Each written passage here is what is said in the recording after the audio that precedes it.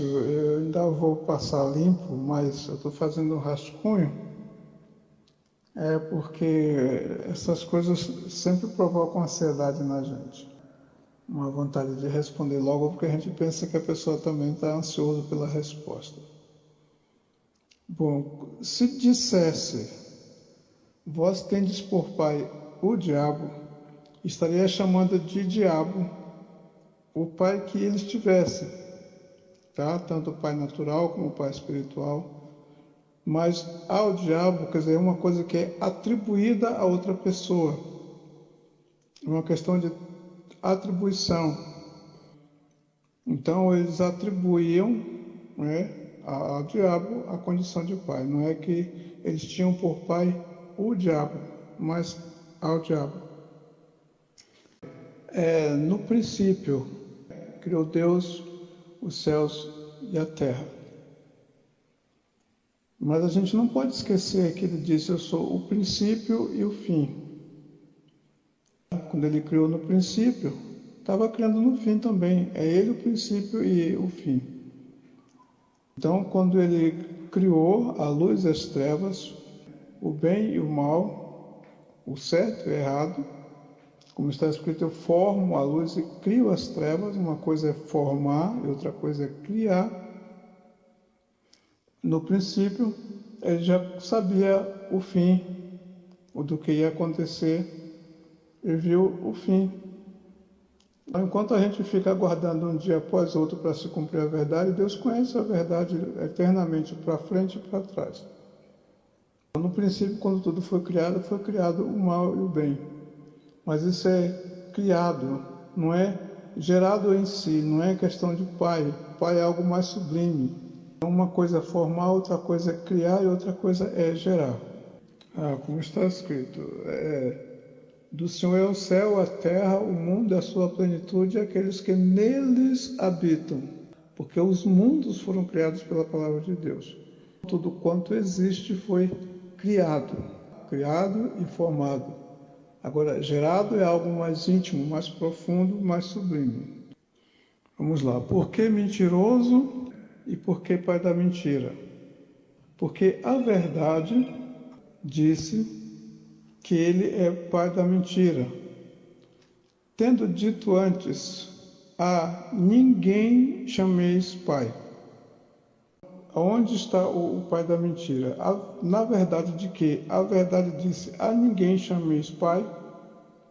A verdade que disse: a ninguém chameis pai, chamou aquela coisa de pai.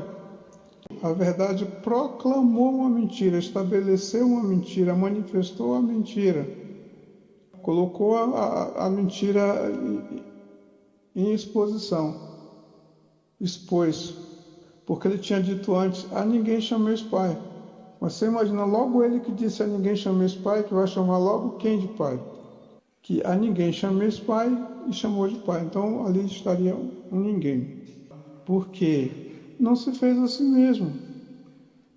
Foi Deus que transformou naquela coisa desagradável que é até hoje.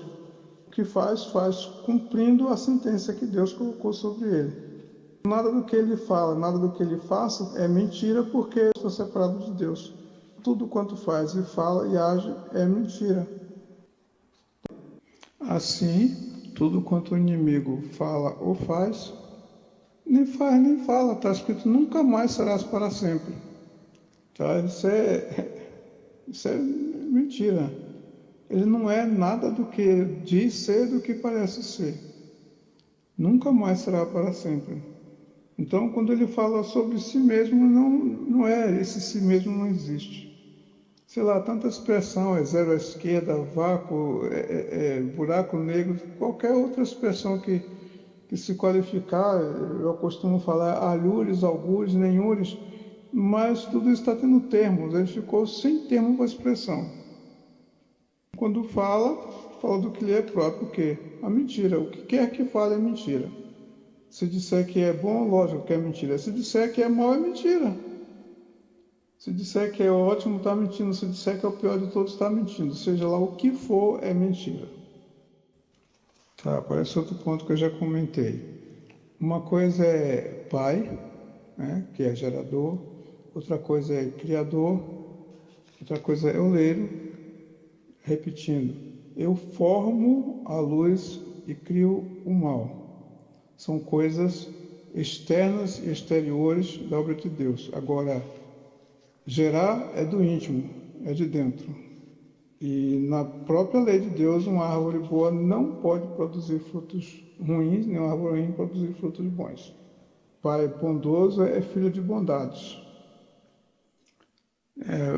Voltando a frisar sobre a verdade, que é rocha, alicerce, a segurança, a proteção que a gente tem. Verdade é a verdade. Deus é grande, perfeito, completo, em tudo quanto faz, ou gera, ou cria. Tudo quanto Deus faz com perfeição, absoluta perfeição. É a linguagem mais perto que a gente tem para falar. Então, tudo quanto Deus faz com grandiosidade, faz com beleza, faz com pureza, faz com glória. Mas a palavra que mais me interessa nesse ponto aqui é a perfeição. Deus transformou aquele anjo que era perfeito em formosura em um perfeito inimigo. Um perfeito oponente, um perfeito perseguidor. Só que, diante de Deus, um oponente, um perseguidor, um opositor, seja o que for que se levantar contra ele, é nada. Porque não tem ninguém que possa se levantar contra ele. Então fica imediatamente uma mentira. Se a gente for mergulhar,